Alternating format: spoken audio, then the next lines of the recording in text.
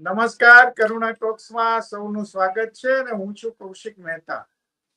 આજે આપણે એવા એક સૌરાષ્ટ્રના સેવાના ભેખધારી અને માયાવી નગરી મુંબઈમાં રહી અને સેવાની અનેક પ્રવૃત્તિ સાથે સંકળાયેલા અજયભાઈ શેઠની વાત કરવી છે. અજયભાઈ શેઠનું નામ બહુ જાણીતું છે સેવાકીય ક્ષેત્રે. એમણે બીકોમ, ડીસીએમ, ડીએફએમ અનેક ડિગ્રીઓ લીધા પછી અનેક મલ્ટીનેશનલ કંપનીઓ સાથે કામ કર્યું અને પછી ક્વેસ્ટ ઇન્વેસ્ટમેન્ટ એડવાઇઝરી તરીકે ફર્મ ઊભી કરી અને સેવા માટે જીવન સમર્પિત કરી દીધું છે. અને આ એમના ટ્રસ્ટ દ્વારા સૌરાષ્ટ્ર જ નહીં પણ મહારાષ્ટ્રમાં પણ એટલી જ પ્રવૃત્તિઓ ચાલે છે. એમને નરેન્દ્ર મુનિ મહારાજ સાથે, એમના ગુરુ મહારાજ સાથે સંપર્ક થયો અને પછી મહાસ્વામી જયા વિજયાજી મહાસતીજી સાથે સંપર્ક થયો. એ પછી એમની આ ગતિ, સેવા તરફની ગતિની ઝડપ બહુ વધી છે. અને આશ્ચર્ય થશે કે અત્યાર સુધીમાં અજયભાઈ શેઠ અને એમના પત્ની બીનાબેન હસ્તક સૌરાષ્ટ્ર, મહારાષ્ટ્ર અને અનેક જગ્યાઓ ઉપર 100 કરોડથી વધારેનું સેવા કાર્ય તો થઈ ચૂક્યું છે અને એ અવિરત ચાલુ છે. એ બહુ આર્થિક સલાહકાર તરીકે મુંબઈમાં બહુ મોટી નામના ધરાવે છે ને એમના પોર્ટફોલિયોમાં બહુ મુંબઈના મોટા નામ છે, સેલિબ્રિટી કહેવાય એવા નામ છે. પણ એમનો સેવાનો જે લગાવ છે એ બહુ અનોખો છે અને અદ્ભુત છે. એવા અજયભાઈ સાથે આજે આપણે એમની સેવાકીય સફરની વાત કરવી છે. અજયભાઈ, કરુણા ટોક્સમાં તમારું ખૂબ ખૂબ સ્વાગત છે. નમસ્તે કૌશિકભાઈ. ખાલી તમે શરૂ કરો એ પેલા એક નાની વાત કરી દઉં જી કે તમે કીધું કે સેવાકીય પ્રવૃત્તિ કે દાન પ્રવૃત્તિ કે જે પણ શબ્દ આપ વાપરો છો, જી બીના અને મને એમ લાગે છે કે અમે સમાજનું અમારા પર જે દેવું હતું એનું વ્યાજ ચૂકવવાની કોશિશ કરી રહ્યા છીએ. ઋણ ચૂકવો છો? ઋણ ચૂકવાની, ઋણ પણ વ્યાજ થકી ચૂકવવાની. હજી તો મૂડી તો ક્યારે ચૂકવાશે અમને ખબર નથી. એટલે આવા મોટા મોટા શબ્દો કેટલીક વાર વપરાય ત્યારે મને ડર લાગે છે. ઈ અજયભાઈ તમારી નમ્રતા અને મોટાઈ પણ છે. પણ આપણે આગળ વધીએ. તમે આટલી કંપનીઓમાં કામ કર્યું, પછી આ તમારી ફર્મ ડેવલપ કરી, પણ જે નરેન્દ્ર મુનિ મહારાજ સાથેનો સંપર્ક છે એ પછી તમારી, મને લાગે છે કે સેવા તરફની વૃત્તિઓ પ્રબળ થઈ. તો એ કઈ રીતે એમનો સંપર્ક થયો, કઈ રીતે તમે એમની સાથે વધારે આગળ વધતા ગયા? કૌશિકભાઈ, હું જયારે 14 વર્ષનો હતો ત્યારે મને આંતરડા અને ફેફસાની બીમારી હતી. અને ત્યાંના ફેમસ ડોક્ટર મર્ચન્ટ હતા. કુટુંબની પરિસ્થિતિ બહુ સામાન્ય હતી અને ડોક્ટર મર્ચન્ટનું કહેવાનું હતું કે કદાચ આ છોકરો બચશે નહીં. બરાબર. કારણ કે આંતરડા પણ એકદમ ખરાબ અને ફેફસા પણ એકદમ ખરાબ. એટલે બા બાપુજીએ નિરાશ થઈ અને ધર્મનો આશરો લીધો. અને ત્યારે મારા મધરના દૂરના કઝિન નરેન્દ્ર મુનિ મહારાજ સાહેબ હતા. અને મારા ફાધર સાધુઓને ભણાવતા અને પંડિતજીનું કામ કરતા. એ પોતે બનારસ હિન્દુ યુનિવર્સિટીમાંથી ગોલ્ડ મેડલિસ્ટ હતા. અને જેઆરડી તાતા સાથે કામ કરતા હતા. પણ ટિપિકલ ગાંધીયન પ્રિન્સિપલ વાળા હતા. એટલે કુટુંબનું જરૂરિયાતના પૈસા રાખી અને બાકી બધા પૈસા એ સમાજમાં પાછા આપી દેતા. બરાબર. એટલે જયારે નરેન્દ્ર મુનિ મહારાજ સાહેબ પાસે હું 14 વર્ષનો હતો ને મને લઈને ગયા, ત્યારે મહારાજ સાહેબે કીધું છોકરાને મારી પાસે મૂકી જાઓ અને જે કરવાનું હશે હવે હું કરીશ, તમે ચિંતા નહીં કરતા. બરાબર. અને કદાચ મારો ઉદયકાળ શરૂ થયો અને ત્યાર પછી એ 14 વર્ષથી આજે મારી ઉંમર 67 વર્ષની થઈ. મેં પાછા ફરીને આપ જે ગણો આર્થિક પ્રગતિ કરવી એ તો મારા હિસાબે બહુ સહેલી વસ્તુ છે. પણ જે નરેન્દ્ર મુનિ મહારાજ સાહેબ અને એમના ગયા પછી એ જે આંગળી ચીંધીને ગયા કે મને કાંઈ થાય તો ગોંડલ સ્થિત મહાસ્વામી જય વિજયાજી મહાસદીજી પાસે જજે. એ ગુરુ ભગવંતો અનેરા હતા કૌશિકભાઈ. આજના જમાનામાં એવા ગુરુ ભગવંતો મળવાય મુશ્કેલ છે.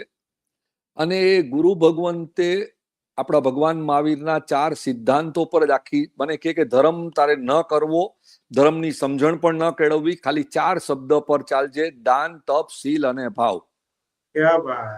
બસ એ કે આ ધર્મની ઉલઝનમાં જઈશ તો એ ક્રિયા અને એ વસ્તુમાં પડી જઈશ તો જિંદગીમાં તારામાં સ્વભાવ શુદ્ધિ, ચિત્ત શુદ્ધિ એ નહીં આવે. એટલે આ 4 દાન, તપ, શીલ, ભાવ તરફ જજે અને બને ત્યાં સુધી જીવનમાં 4 કસાય, ક્રોધ, અભિમાન, માયા, પ્રપંચ અને લોભ, આને દૂર કરવાની કોશિશ કરજે. આ અમારા મા સ્વામીનો ધર્મ હતો અને આ ધર્મ જ મને ખરેખર કહું તો એટલું જ આવડે છે. બરાબર. આજ મા સ્વામીની સ્મૃતિમાં તમે ગોંડલમાં ઘણું બધું કામ થયું છે. રામ હોસ્પિટલ થી માંડી ઘણું બધું ત્યાં તમે સેવા કાર્ય કર્યું છે, એની થોડી વાત કરો. મા સ્વામીનું હંમેશા કહેવાનું એમ હતું કે જિંદગીમાં તમે એક સદગુણ લઈ આવો ને તો 99 દુર્ગુણ ઓટોમેટિકલી ભાગી જાય. અને મને શરૂઆતમાં સમજાતું નહોતું એટલે હું કહું કે કઈ રીતે? તો કે જો તું દાન કરવાનું શરૂ કર. મેં કીધું ભલે. તો ત્યારે એને મને સમજાવ્યું કે તું જેવો દાન કરવાની શરૂઆત કરીશ, તારો પૈસાનો મોહ ઓછો થશે ને, એટલે પૈસા માટે તું ખોટું નહીં બોલે, પૈસા માટે તું ચોરી નહીં કરે, પૈસા માટે તું છળ કપટ નહીં કરે, પૈસા માટે તું કોઈનું દિલ નહીં દુભાવે, તો આ 99 દુર્ગુણ છે જે તારા જીવનમાંથી દૂર થતા જશે. એટલા માટે દાન કરવાનું છે. પણ આપણા સમાજમાં કેટલીક વાર એવું હોય છે કે દાન કરવાથી આવતા ભવમાં મને પુણ્ય મળશે અને એના થકી મને કંઈક વધુ સારો લાભ મળશે. મા સ્વામી કહેતા હતા એ તો બિઝનેસ થયેલો કહેવાય કે હું હમણાં તમને કંઈક આપું છું ને તમે આવતીકાલે મને વધારે આપશો. બરાબર. એટલે એમણે મને એક સાદા સમજોમાં, હું તો એમને માજી જ કહેતો હતો, ભલે એમનું 78 વર્ષનું ચારિત્ર જીવન હતું કૌશિકભાઈ, પણ હું એને કહેતો હતો માજી શું ખબર છે, આમ જ કહીને બોલાવતો નહીં, ખડખડ ખડખડ હસતા, એકદમ ભોળો પવિત્ર આત્મા હતો. અને એને પોતાની ભાષામાં મને સમજાવવાનું શરૂ કર્યું કે ગરીબો માટે તારી સંપત્તિ તું વાપરે છે ને તો એ હાથ લંબાવીને એ લોકો જયારે લે છે તારે તારા પર એ લોકો ઉપકાર કરે છે. ક્યા વાત, ક્યા વાત. તું દેનાર માન ક્યાંથી થાય, લેનાર માન છે. અને મને કોઈવાર કહેતા હતા કે તાકાત હોય ને તો રસ્તા પર ઉભો રહીને હાથ લાંબો કરીને ઉભો તો રહી બતાવ મને અડધો કલાક. બરાબર. અને એ જે રસ્તો એને બતાવ્યો કૌશિકભાઈ, આપ જાણો છો, આપે સૌથી પહેલો મારા માટે એક નાનકડો વિડીયો બનાવેલો આજ કેટલા કોવિડના ટાઈમમાં, તમને ખબર હોય તો. એ જે સંસ્કાર એને આપ્યા કે સમાજની આ જાતની વ્યક્તિઓ, ફેમિલીઓ, કે આપણે તો બહુ નસીબવાળા છીએ કે આપણી પાસે સંસ્કાર છે, એજ્યુકેશન છે અને પૈસા પણ છે. પણ એ લોકોના જીવનમાં તમે જો થોડા ઘણા સુખ લાવી શકો, અને એનો એક જ પ્રિન્સિપલ એને મને આપેલો કે દીકરા બીજી કોઈ ભાષા ના આવડે તો કાંઈ નહીં, પણ આંસુની ભાષા અને પ્રેમની ભાષા શીખતો રહેજે. ક્યા વાત, વાહ, બહુ બસ. અને એ જ ભાષા મારી માને આવડતી હતી, એ ગામડિયન બાઈ હતી, અને ભલે હું ભણેલો રહ્યો પણ હું ગામડિયો થઈને રહેવા માંગુ છું. જી જી, વાહ, બહુ સરસ. પણ ગોંડલમાં તો તમે ઘણું ત્યાં ઘણી બધી સેવા પ્રવૃત્તિઓમાં હિસ્સેદાર પણ થયા. રાજકોટમાં પણ ઘણી બધી પ્રવૃત્તિઓ તમારા થકી ચાલે છે કે દિવ્યાંગ સહાય છે, જીવદયા છે, શિક્ષણ સહાય, સ્વરોજગાર, ટિફિનની સેવા બહુ મોટી ચાલે છે. લગભગ 40,000 લોકોને ટિફિન સેવા પૂરી પડે. આ બધા અજયભાઈ ખ્યાલ કઈ રીતે આવ્યો? પેલા તો મને પૈસા તો ખરા જ કે કઈ રીતે વાપરવા જોઈએ આપણે, એ તો ખરું, પણ કયા માર્ગે વાપરવા આ પણ બહુ મહત્વનું હોય છે. આમાં 2 વસ્તુ બને છે કે હંમેશા હું માનું છું, અને એનો પાયો છે ને ગુરુદેવ નરેન્દ્ર મુનિ મહારાજ સાહેબે નાખેલો. આજથી લગભગ મને યાદ છે 40 વર્ષ પહેલા, લગભગ કે 35 વર્ષ પહેલા એમણે મને બોલાવીને કીધેલું કે તું ટેક્સ બરાબર પૂરો ભરે છે કે નથી ભરતો. એટલે મેં કીધું કે ના, હું નથી ભરતો. તો કે કેટલાનો ભરે છે ને કેટલાનો નથી ભરતો? એટલે લગભગ છે ને કૌશિકભાઈ, મેં કીધું કે હું જરાય ટેક્સ ભરતો જ નથી. અને એને મને ત્યારે સમજાવ્યું કે આ અનિત્યનો પૈસો છે, તને ભણાવનાર ગવર્મેન્ટ છે, કારણ કે જે થોડા ઘણા પૈસામાં તું ભણીને આગળ આવ્યો એ પૈસામાં કોઈ સ્કૂલ કે એજ્યુકેશન ઇન્સ્ટિટ્યુશન ચાલી ન શકે. તો ગવર્મેન્ટ સાચી છે કે ખોટી છે એ પછીની વાત છે, પણ જો તું ટેક્સ ન ભરે ને તારી જેમ બધા જ જો ટેક્સ ન ભરે તો શું થાય? તમે નહીં માનો કૌશિકભાઈ, 35-40 વર્ષ પહેલા એક જ દિવસની અંદર મેં 25 લાખ રૂપિયાનો ટેક્સ ભરી દીધો. અને ત્યારે એને મને સમજાવેલું કે જો તારો પૈસો નીતિનો હશે, તારો પૈસો પુણ્યનો હશે, તો ઈ નીતિનો પૈસો ને પુણ્યનો પૈસો તારી પાસે એવા નીતિના માન કામ કરાવશે અને પુણ્યનું બધી પુણ્ય બંધાવશે. હવે મને નથી ખબર એ પુણ્યની વાત શું છે એ સમજાતી નથી, પણ એક વસ્તુ સમજાણી કે જ્યારે પણ આપણું જીવન નીતિમત્તા તરફ જાય છે, અને એટલા માટે જ કેટલીક વાર હું ચિત્ત શુદ્ધિ અને મન શુદ્ધિ પર વધારે ભાર આપું છું. બરાબર. કે આપણા 4 કસાયો દૂર થઈ જાય. તો એ જે પાયો નખાણો ને એ આચાર્ય ભગવંત નરેન્દ્ર મુનિ મહારાજ સાહેબની નિશ્રામાં એ જે પહેલી વાર મને યાદ છે ત્યારે છે ને કૌશિકભાઈ, એ 25-30 લાખ રૂપિયાનો ટેક્સ ભરવામાં હાથ ધ્રુજેલા, એ ચેક સહી કરતા. તમે સમજો કે જેને જીવનમાં ટેક્સ ન ભર્યો હોય એને તમે કહો કે સંપૂર્ણ મૂડી તું વ્હાઈટ કરી નાખ, બરાબર, એ હાથ ધ્રુજતો હતો. અને કેટલીય દિવસ સુધી ક્વેશ્ચન આવેલા કે આ ગુરુ ભગવંતને સાંભળીને બરાબર કર્યું છે કે ખોટું કર્યું છે. પણ આજે જ્યારે 25 વર્ષ, 30 વર્ષ, 35 વર્ષ પછી જ્યારે વિચાર કરું ત્યારે આજે મારા ને બીનાના જીવનમાં તો સુખ અને શાંતિ આવી ગઈ છે, પણ એક સમાજમાં એક દાખલો બેસાડી શકું કે 1 લાખનું દાન કરું કે 11 કરોડનું દાન કરું, બીજે જ દિવસે 24 કલાકમાં ચેક મોકલાવી શકું છું. હવે જો રોકડા રૂપિયા હોત તો એ ક્યાં સાચવત ને કેવી રીતે આપત ને કોને આપત ને શું કરત એ મને સમજાતું નથી કૌશિકભાઈ. વાહ વાહ વાહ વાહ, અદ્ભુત અદ્ભુત. અને મજેભાઈ, તમે તો મહારાષ્ટ્રમાં કોરોના વખતે મુંબઈમાં જબરજસ્ત કામ કર્યું. સૂકો મેવાની કીટ આપી, બીજી કીટ આપી. એ કઈ રીતે આખું પ્લાનિંગ થતું હતું? મેં ત્યારે આપણે વાત થઈ હતી, પણ અત્યારે દર્શકોને થોડો ખ્યાલ આવે. એકચ્યુઅલી કોરોના વખતે છે ને એક જાતનો ભયંકર ગભરાટ હતો. મને પણ ગભરાટ હતો, બીનાને પણ ગભરાટ હતો, પણ એક જાતનું આંતરિક બળ એવી રીતે આવ્યું કે અમારા એક મિત્ર હતા, ડોક્ટર હતા, અને કોરોનામાં સેવા આપતા આપતા એ ગુજરી ગયા. બરાબર. તો ત્યારે વિચાર આવ્યો કે જો ડોક્ટરો પણ જો ઘરે બેસી જાય ડરીને તો શું થાય? ખ્યાલ આવ્યો? તો પૈસાની સગવડતા તો હતી, પણ વિચાર કર્યો કે આ પૈસા આપીને હું કોઈને પણ કામ કરવાનું કહીશ તો કોઈ કામ કરવાનું નથી. નસીબથી ડ્રાઈવરો રજા પર હતા, પણ રસ્તાઓ પણ ખાલી હતા. એટલે મારા 1-2 મિત્રો હતા જેના સ્ટોર્સ હતા, કચ્છી મિત્રો છે, એમને મેં ફોન કર્યો કે ભાઈ આપણે નાના પાયા પર કામ કરવું હોય તો કે અજયભાઈ અમારી દુકાનમાં માણસો તો અમારી દુકાનમાં સુવે છે ને બેસે છે, અને અમારે ધંધો નથી, તમે કઈ ધંધો આપો તો. એટલે આપણે શરૂઆત એ લોકોને કીધું કે 100 ગ્રામ મિક્સ ડ્રાય ફ્રૂટના પેકેટો આપો. કારણ કે એટલી આપણને કલ્પના હતી કે ડ્રાય ફ્રૂટ છે ને એનો વેસ્ટેજ નહીં થાય. કારણ કે હોસ્પિટલમાં 1-2 ફ્રેન્ડને કહીએ તો કે અજયભાઈ હોસ્પિટલમાં જે જમવાનું આવે છે એ ઠંડુ હોય છે, એટલું ખરાબ હોય છે ડોક્ટરો માટે પણ, પેશન્ટ માટે તો જવા દો. સાચી વાત. તો ઈ કે આવે એમાંથી એકાદ બટકું ખાઈને બાકી અમે ફેંકી દઈએ છીએ. તો આપણને વિચાર આવ્યો કે ડ્રાય ફ્રૂટના પેકેટ આપણે પેશન્ટોને, નર્સોને, વોર્ડ બોયને, ડોક્ટરોને સપ્લાય કરવાનું શરૂ કરીએ તો શું થાય? તો એમાં, અને પછી ખબર પડી કે પેશન્ટોને એની થાળી સાથે એક ડ્રાય ફ્રૂટનું પેકેટ આપવામાં આવે. અને એ શું કરતા હતા ખબર છે કૌશિકભાઈ? કે 4 દાણા બદામના ખાય એ પેકેટને ઓશિકાની નીચે મૂકી દે. વળી પાછું 2 કલાક પછી ઈચ્છા થાય તો એમાંથી દ્રાક્ષ છે, એમાંથી અખરોટ છે, એમાંથી કોઈ પણ જાતના અંજીર હોય, આ બધું પાછું ખાઈને પાછું મૂકી દે. ત્યાં બીજે દિવસે પાછું એને 100 ગ્રામનું પેકેટ મળે. અને એનાથી એક એનર્જી તો મળે, પણ જે સ્વાદ પણ ભાંગી ગયો હતો ને પેશન્ટોનો, આવી ગયો. ડોક્ટર તરફથી ફીડબેક આવવા માંડ્યું કે અજયભાઈ અમે લોકો થાકીને 8 કલાક 12 કલાક ઓલી કઈ કીટ કેતા હતા પહેરેલી હોય, આપણે તમે સમજો છો, પીપી કીટ.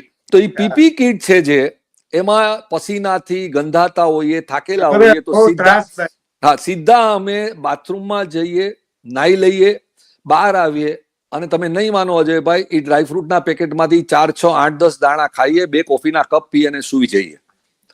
તો એ જ વસ્તુ જે ચાલવા માંડી ત્યાર પછી લગભગ મુંબઈની 14 થી 16 હોસ્પિટલમાં સપ્લાય કરવાનું મેં શરૂ કર્યું.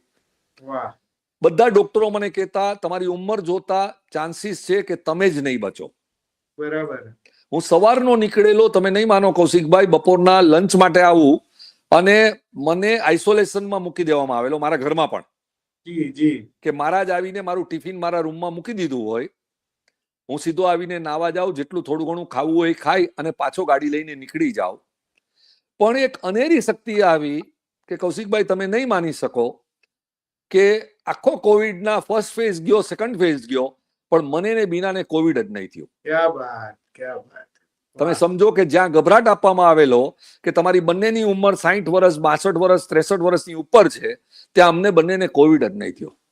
બહુ સાચી વાત, બહુ સાચી. આ છે ને કૌશિકભાઈ, ધર્મની શક્તિ કરતા વધારે હું કહીશ કે આ કુદરતની શક્તિ છે.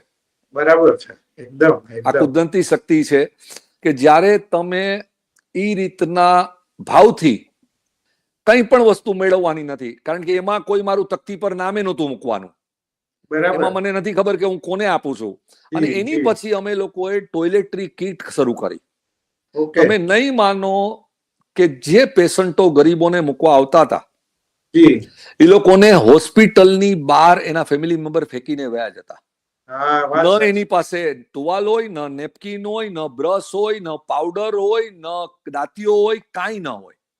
સાચી વાત. અમે 14 થી 18 આઈટમની ટોયલેટરી કીટ તમે માનસો ની લાખોમાં કરાવી. અને બધી ગવર્મેન્ટ હોસ્પિટલોમાં બહાર મૂકી દેવામાં આવે. જે પેશન્ટ આવે એને કહેવામાં આવે કે એક ટોયલેટરી કીટ તમે લઈ લ્યો અને તમે વાપરો. એની પછી અમે ડાયપરનું કામ શરૂ કર્યું. કારણ કે ડોક્ટર તરફથી સજેશન આવવા માંડ્યું કે અજયભાઈ, આ જે પેશન્ટો આવે છે એ લોકોને સખત ડાયરિયા, ડિસેન્ટ્રી થાય છે, અને ત્યારે આ જે ચાદરો ને બેડશીટ્સ ધોવાના પ્લાન્ટો બધા બંધ થઈ ગયા હતા કોવિડમાં. તો કે 1, 2, 5, 15 પેશન્ટ જે ટોયલેટ કર્યું હોય ને એની પર અમે 16મા પેશન્ટને સુડાવીએ છીએ. તમે સમજી લ્યો. અને એ વોર્ડમાં કેવી ગંધ આવતી હશે. તો કે આ એડલ્ટના જો ડાયપર મળે તો અમે દિવસના ખાલી એક જ ડાયપર એને પહેરાવશું. બરાબર. એમાં ઈ રીએ. તો જેટલા ડાયપર બન્યા, જેટલા અમને મળ્યા, એ બધા ખરીદીને લગભગ મને યાદ છે ત્યાં સુધી અંદાજે તમને કહું કે ખર્ચો તમે જે ગણો ને કોવિડમાં, એ અમે બહુ નહોતો કર્યો. એ લગભગ 50-60 કરોડ રૂપિયાનો ખર્ચો થયો. પણ એના કરતા પણ વધારે એક પછી એક ડોક્ટરોની જે રિક્વાયરમેન્ટ આવતી ગઈ. બરાબર. કે આ આપો, આ આપો, આપો. આપણો પહેલો કોન્ટેક્ટ થયો, આપને ખબર છે કે ઓલી બેન દીકરીઓની જે વાત હતી, આપણો પહેલો તમારો ને મારો ત્યારે કોન્ટેક્ટ થયેલો. હા, કે જેને પોતાનું શરીર વેચીને જેને કમાવાનું હોય, ઓકે, એ બેન દીકરીઓ, જે કામાટીપુરાની બેન દીકરીઓ હતી, જ્યારે આપણે આપણા સગાવાલાને હગ કરવા તૈયાર નહોતા, ભેટવા તૈયાર નહોતા, એની સાથે હાથ મિલાવવા તૈયાર નહોતા, ત્યારે એના શરીરને ટચ કરવા કોણ તૈયાર થાય? ને અનફોર્ચ્યુનેટલી આપણને ગમે કે ન ગમે, એનો પ્રોફેશન હતો. બરાબર. તો ત્યારે એ લોકોને જે ખાવાના સાસા પડ્યા, ને ત્યારે મને જ્યારે મ્યુનિસિપલ કમિશનરનો ત્યાંથી ફોન આવ્યો કે સર તમે ગમે તેમ કરીને અનાજની કીટો મોકલાવો. તો કોવિડ વખતે જે કામ કર્યું ને એમાં મને એમ લાગે છે કે કોઈ ગુરુ ભગવંતોના એવા આશીર્વાદ હતા કે અમને થોડો ઘણો ફૂલ નહીં ને ફૂલની પાંખડીનો અમારા પરિવાર પર જે સમાજનું ઋણ હતું ને એ ચૂકવવાનો ચાન્સ મળ્યો. બહુ સાચી વાત, બહુ અદભુત. અને એ તમે જે રૂપજીવીની વાત કરી, આપણે બહુ ચર્ચા થઈ હતી, પણ આપણે કારણ કે એનો હાથ કોણ ચાલે, આ બહુ મોટી વાત હતી. અહીંયા મોરારી બાપુ દ્વારા આવી થોડી પ્રવૃત્તિઓ સૌરાષ્ટ્રમાં થઈ હતી, અને એમાં હું નિમિત્ત ખાલી એકવાર જવાનું બન્યું ને તોય આપણે હલબલી જાય એવી સ્થિતિમાં એ લોકો જીવતા હતા. એટલે બહુ સાચી વાત છે કે આનું કોણ, આને કોણ પહોંચાડે. બહુ સરસ કામ થયું. પણ અજયભાઈ, તમે ઘણી બધી હોસ્પિટલમાં સાધનો પણ ઉપલબ્ધ કરાવ્યા છે. આ પણ બહુ મહત્વનું છે, કારણ કે આજે આરોગ્યની સારવાર, નિદાન બહુ બધું મોંઘું છે ને સરળતાથી ઉપલબ્ધ નથી. આમાં શું થાય છે કે હું જે રીતે માંદો હતો અને તમે નહીં માનો કૌશિકભાઈ, 14 વર્ષ પહેલા જે છોકરો કદાચ બચશે કે નહીં બચે એ હતું, આજે એક પણ ટેબ્લેટ લીધા વગર હું જીવન જીવી રહ્યો છું. એટલે મને હેલ્થ કેર અને એજ્યુકેશન બંને સોસાયટીએ પ્રોવાઈડ કરેલું છે. એટલે આ સાધર્મિક ભક્તિ એક જુદી વસ્તુ છે, પણ મેઇન જે ગોલ રહેલો છે એ બીનાનો અને મારો એક જ ગોલ રહેલો છે કે ભાઈ બને એટલું ઓકે માણસોને ભણાવો, માણસોને માંદગીમાં હેલ્પ કરો. અને ગવર્મેન્ટ હોસ્પિટલોમાં શું થાય છે કે ડોક્ટરો છે જે એને અનુભવ બહુ સારો મળે છે. કૌશિકભાઈ, કદાચ તમને નહીં ખબર હોય, પણ તમે વોકાર્ટમાં જાઓ કે બીચ કેન્ડીમાં જાઓ ને, તો ત્યાં ડોક્ટરો પાસે પેશન્ટો કોણ આવે ખબર છે? તમારા ને મારા જેવા આવે, કે જેને એક બીમારી હોય ને તો એક જ બીમારી હોય, કોમ્પ્લિકેશન ન હોય. ગવર્મેન્ટ હોસ્પિટલમાં પેશન્ટ કેવા આવે ખબર છે? કે જેને એક બીમારી હોય, માની લો એને કેન્સર છે, તો કેન્સરની સાથે એને એઇડ્સ પણ હોય ને એઇડ્સની સાથે એને ટીબી પણ હોય. એટલે એ ડોક્ટરોનો અનુભવ છે એ બહુ ટોપ લેવલનો હોય. હવે ગવર્મેન્ટના બજેટ પ્રમાણે એમને જોઈતા હોય ઇક્વિપમેન્ટ કે કાંઈ નથી મળતું, ત્યારે એ લોકો અમને કોન્ટેક્ટ કરીને કે અજયભાઈ આ એક ઇક્વિપમેન્ટ સ્પેશિયલાઇઝ ઇક્વિપમેન્ટ છે, it's not a me too kind of equipment, અને તમે જો આપો તો અમે ખરેખર સેવા સારી રીતે કરી શકશું. બરાબર, બહુ સાચી. જી જી જી. પણ આ સિવાય તમે ઘણી બધી પ્રવૃત્તિમાં, સાધર્મિક ભક્તિમાં પણ એટલું જ કામ થાય છે. એક મને ગમે છે સ્વરોજગાર વાળી વાત છે કે ભાઈ માણસ પોતાની રીતે આર્થિક રીતે પગભર થાય. આ વિચાર જયભાઈ બહુ જરા થોડો જુદો છે બીજી બધી સેવા પ્રવૃત્તિ કરતા. આ વિચાર છે ને મને એકચ્યુઅલી આજથી લગભગ 15, 17, 20 વર્ષ પહેલા કૌશિકભાઈ આવેલો. હું ધારાવી પોલીસ સ્ટેશનમાં મારા મિત્ર સાથે બેઠો હતો. મારો મિત્ર ત્યાંનો ડેપ્યુટી કમિશનર હતો. બરાબર. અને મને કે ચા પીવા આવો, એટલે હું ચા પીવા ગયેલો. ધારાવી એટલે અમારા સાયનની બાજુમાં આવે. જી જી. અને ત્યાં છે ને કોઈની ચીસોનો અવાજ સાંભળવા મળ્યો. ઓકે. એટલે મેં મારા મિત્રને પૂછ્યું કે ભાઈ શું થાય છે? એટલે એને તો બેલ મારીને કીધું કે ભાઈ બંધ કરો, હવે ઇધર વિઝિટર બેઠા. પણ પછી મેં ઇન્સિસ્ટ કર્યું કે મારે જોવું છે શું છે. મને કે અજયભાઈ તમે નહીં જોઈ શકો. મેં કીધું ના મારે જોવું છે. તો કે ચાલો. અમે ગયા. એક માણસ, એ મુસ્લિમ છોકરો હતો, એને કઈક નાની ચોરી કરી હતી અને કબૂલ નહોતો કરતો, એટલે આ લોકો એના પ્રાઇવેટ પાર્ટ ઉપર મારે. એટલે પ્રાઇવેટ પાર્ટ પર મારે એટલે નિશાની ન છૂટે, પણ તમને સખત દુખાવો થાય. મેં છોકરાના માથે હાથ ફેરવો, અને કારણ કે મારો ફ્રેન્ડ જ ડેપ્યુટી પોલીસ કમિશનર હતો એટલે બાકી બધા હટી ગયા દૂર. અને પછી મેં કીધું બેટા મેરે કો બોલ, મેં તેરે કો છોડવા લેગા. પણ મને કે આ ખરેખર તે ચોરી કરી છે? તો એને કબૂલ કરી લીધું કે મેં કરી છે. ઓકે. તો મેં કીધું આ કરવાનું કારણ શું? તો કે મારી પાસે કઈ કામ નથી, મારી પાસે ખાવાના પૈસા નથી. તો મેં કીધું તું કામ કેમ શીખતો નથી? તો કે મારી પાસે કઈ કામ નથી. તે દિવસે મને વિચાર આવ્યો. એટલે મારી પહેલી સ્કીમ આજથી 18 વર્ષ પહેલા અમે મુંબઈમાં ઇન્ટ્રોડ્યુસ કરી. અને કૌશિકભાઈ, હું તમને એક રીડલ તરીકે એક પ્રશ્ન પૂછું કે તમે મને એક ટાઈમ 1200 રૂપિયા, 1500 રૂપિયા કે 2000 રૂપિયા હું માંગુ તો તમે આપો કે નહીં મને? બરાબર છે, સાચી વાત છે. આપો, બરાબર છે. અને પછી હું તમને કહું કે તમે મને એક વાર 2000 રૂપિયા આપો અને 1 મહિના પછી દર મહિને હું તમને 15 થી 25,000 રૂપિયા આપીશ, તમે માનવા તૈયાર છો? બરાબર બરાબર. તો અમે શું કર્યું ખબર છે કે ધારાવીમાં જેટલી ડ્રાઇવિંગની સ્કૂલ હતી ને એ લોકો સાથે કોન્ટ્રાક્ટ કર્યો. વાહ.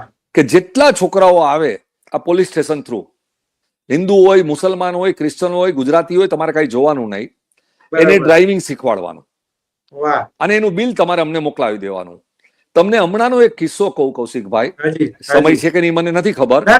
એકદમ હમણાંનો એક કિસ્સો કહું કે હમણાં 1.5 વર્ષ પહેલા આપણી પાસે 2 ગાડી હોય, 2 ડ્રાઈવર હોય, એટલે ક્યારેય ટેક્સી લેવાની જરૂર નહોતી પડી. પણ હમણાં કંઈક એવું બન્યું કે મારે ડ્રાઈવર હતા નહીં બેવ, અને હું ઘરની બહાર નીકળીને ટેક્સી સ્ટેન્ડ અમારા ઘરથી 3 મિનિટ દૂર છે, મારે બાજુમાં જ માટુંગા, સાયનમાંથી માટુંગા જવાનું હતું. એટલે ટેક્સી સ્ટેન્ડ પાસે ગયો અને શોર્ટ ડિસ્ટન્સ માટે અમારા મુંબઈમાં કોઈ ટેક્સી આવે નહીં.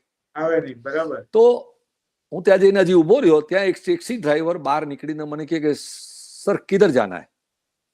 એટલે મેં કીધું માટુંગા, તો કે બેઠ જાઓ. બરાબર. ટેક્સીમાં બેસી ગયો. એને મીટર ડાઉન નહીં કર્યું. જી. અને જો આ પૈસા વાળા ને ગરીબનો ફરક શું છે તમને સમજાશે. એટલે મેં કીધું ભૈયા આપને મીટર ડાઉન નહીં કિયા હે. એટલે મને કે વાંધા નહીં સર, જો દેના હે દે દેના, મેં લે લૂંગા. હવે પૈસા વાળાને હંમેશા આ જ વિચાર આવે કે આ મને છેતરપિંડી કરવાનો છે. બરાબર. પણ મને તો કોઈ ચોઈસ હતી નહીં. મારે માટુંગા પહોંચવું હતું એટલે હું પહોંચી ગયો. પછી ઉતરો એટલે મેં કીધું કિતના રૂપિયા દેને કા હે કૌશિકભાઈ. એટલે કે સર આપકો કિतना टाइम में वापस जाने का है. तो मैं कીધું आधा घंटे का काम है. तो कि मैं यहाँ रुकता हूँ, मेरे को भी साइन जाने का है. ઓકે. એટલે આપણે કીધું હવે ડબલ પૈસા વધારે લેશે, પણ આપણને તો માત્ર ઘરે પહોંચવું છે. પોણો કલાક પછી હું આવ્યો ત્યારે ત્યાં જ ઉભો હતો. એને મને ટેક્સીમાં લીધો. પછી મેં કીધું કે મેં ઘર બતાતા હું, તો મને કે મેં તમારું ઘર જોયું છે. એટલે પહેલી વાર મને બત્તી ઝબૂકી કે આ માણસે મીટર ડાઉન કર્યું નથી. આ કે છે મારું ઘર જોયું છે. એટલે મેં કીધું કે તમને મારું ઘર કેવી રીતે ખબર? તો કે સર ઘરે પહોંચો ને પછી હું તમને વાત કરું. ઘર પાસે આવ્યો એટલે હું બહાર નીકળો, એ પણ બહાર નીકળો. એટલે મને પગે લાગ્યો. એટલે મેં કીધું કે ભાઈ શું છે શું? તો કે સર તમારી ધારાવીની સ્કીમ થકી આજે મારી પાસે 4 ટેક્સી છે. અને કે તમે માનો છો કે હું તમારી પાસે ભાડાના પૈસા લઉં? કૌશિકભાઈ આ છે તાકાત સ્વરોજગારની. બહુ સાચી વાત. અને આજના મોબાઈલના જમાનામાં દરેકની પાસે ઓફિસ છે મોબાઈલ થકી. તો ત્યાર પછી અમે લોકોએ પ્લમ્બિંગનું ચાલુ કરાવ્યું, કાર્પેન્ટ્રીનું ચાલુ કરાવ્યું, ઇલેક્ટ્રિકનું ચાલુ કરાવ્યું, મોબાઈલ રિપેરિંગનું ચાલુ કરાવ્યું, કોમ્પ્યુટરની રિપેરિંગનું ચાલુ કરાવ્યું. એમાંથી આઈડિયા આવ્યો એટલે રાજકોટમાં આપણે આ સ્વરોજગાર યોજના ચાલુ કરાવી. બહુ સરસ. ના હું એમાં એકવાર સાક્ષી રહ્યો છું એટલે મને યાદ છે. બરાબર. બહુ સરસ. અને તમે મા સાહેબની સ્મૃતિમાં એક સરસ મજાનું મેગેઝિન ચલાવો છો, પ્રેરણા ઓનલાઈન, અને ઓનલાઈન લાઇબ્રેરી પણ ચલાવો છો. આ બે વિશે પ્રકલ્પ વિશે વાત કરો. પ્રેરણા મેગેઝિનમાં મને એમ લાગ્યું કે જો ભારતમાં જ નહીં પણ વિશ્વમાં 2 શબ્દો સૌથી વધારે મિસઅન્ડરસ્ટુડ હોય, મિસઅન્ડરસ્ટુડ પણ છે અને એનો દુરુપયોગ પણ થઈ રહ્યો છે, તો એક છે પોલિટિક્સ અને બીજો છે ધર્મ. બહુ સાચી વાત. ઓકે, મને સાચું કહું કૌશિકભાઈ, આ લાઈવ માધ્યમથી બોલાય કે નહીં મને નથી ખબર, પણ ઘણી વાર મને એમ થાય કે ધર્મ આપણો જે રસ્તે જઈ રહ્યો છે ને એ કેટલીક વાર પોલિટિક્સને સારું કેવડાવે છે. બહુ સાચી વાત. ઓકે, એટલા માટે 5 વર્ષ પહેલા મા સ્વામીની પ્રેરણા કરીને મેગેઝિન ચાલુ કર્યું કૌશિકભાઈ, કે જેની અંદર આપણે કીધું કે ઇટ્સ અ સબ્જેક્ટ બેઝ. દર 2 મહિને મેગેઝિન નીકળે છે, ટોટલી ફ્રી છે. આજે તમે નહીં માનો કૌશિકભાઈ, એની પ્રિન્ટ કોપી 10,000 જાય છે ઓલ ઓવર વર્લ્ડમાં પ્રિન્ટ કોપી. અને ઈ કોપી તો લગભગ તમે ગણો 2 થી 2.5 લાખ કોપી જાય છે. પણ આઈડિયા શું છે ખબર છે? કે ખરેખર ધર્મ છે જે એ આપણને સર્વેને જીવન જીવવાની કળા શીખવાડે છે, નહીં કે જડતા.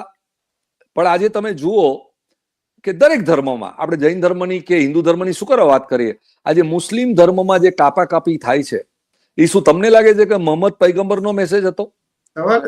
આપણે કેટલીક વાર, હું જૈન છું કૌશિકભાઈ, કેટલીક વાર મને એમ લાગે છે કે આપણા સંત સતીજીઓએ મહાવીર સ્વામીનું નામ વટાવી ખાધું છે ને આજે પણ વટાવી ખાય છે. બરાબર છે. તો મહાવીરના નામ પર તમે ગમે તે વાત કરો, પણ મારે કેટલીક વાર પ્રશ્ન થાય છે કે મહાવીર સ્થાનકવાસી હતા, દેરાવાસી હતા કે તેરાપંથી હતા? બરાબર. બહુ સાચી વાત. તો શું થાય છે ખબર છે કે આપણે સંપ્રદાય અને પંથવાદમાં પડી ગયા છીએ, અને ધર્મના જે મૂળભૂત સિદ્ધાંતો છે, મૈત્રી, કરુણા, પ્રેમ, દયા, એ વસ્તુ આપણે ભૂલી ગયા છે. બરાબર. અને એટલા માટે આ મા સ્વામીની પ્રેરણા છે, આ ઓનલાઈન લાઇબ્રેરીઓ છે, આ બધી વસ્તુઓ મારા મા સ્વામીની પ્રેરણા હતી કે મન, વચન અને કાયા, તન, મન અને ધન, આનાથી બને એટલી સમાજને કાંઈક ને કાંઈક અર્પણ કરવાની કોશિશ કરજો. બરાબર છે. એટલે બસ એક નાનકડો પ્રયત્ન અમે કરી રહ્યા છીએ કૌશિકભાઈ. તમે કહેતા હો કે અમે કોઈ મોટું કામ કરીએ છીએ તો કોઈ વાતમાં માલ નથી. પ્રોબ્લેમ શું છે ખબર છે? અને હંમેશા મા સ્વામી કહેતા હતા કે એનું બહુ એક સૂત્ર બહુ મોટું છે કૌશિકભાઈ, કે મર્યા પછી સ્વર્ગમાં જવા કરતા એવા કામ કરજે કે તું જીવતા જીવત જ્યાં જાય ને ત્યાં સ્વર્ગ જેવું વાતાવરણ બની જાય. વાહ વાહ વાહ વાહ. અને એ જ ફિલિંગ છે. હું જેટલાના ઘરમાં જોઉં છું, જેના ઘરમાં સુખ હોય છે, શાંતિ હોય છે, પ્રસન્નતા હોય છે ને, એ લોકોને કોઈ દિવસ દેવલોકમાં જવાની ઈચ્છા નથી થતી. કારણ કે દેવલોક અહીંયા જ છે, દેવલોક અહીંયા જ છે, આ ઘડીએ જ છે. વાહ વાહ. એટલે આ વિચારો જે મને આપવામાં આવ્યા મા સ્વામી દ્વારા, મારા ગુરુ ભગવાન દ્વારા, હું બહુ નસીબવાળો છું કૌશિકભાઈ, કે એ જે વિચારોના જે પરિવર્તન કરવામાં આવ્યું કે ધ્યાન કરજે. આજે ભગવાન મહાવીરના 12.5 વર્ષની ધ્યાનની પ્રક્રિયા જેણે એના સ્વભાવમાં સ્થિરતા આપી, જેણે એના સ્વભાવમાં શુદ્ધતા આપી, એ ધ્યાન આપણા સમાજમાંથી સાવ ભૂલાઈ ગયેલું છે.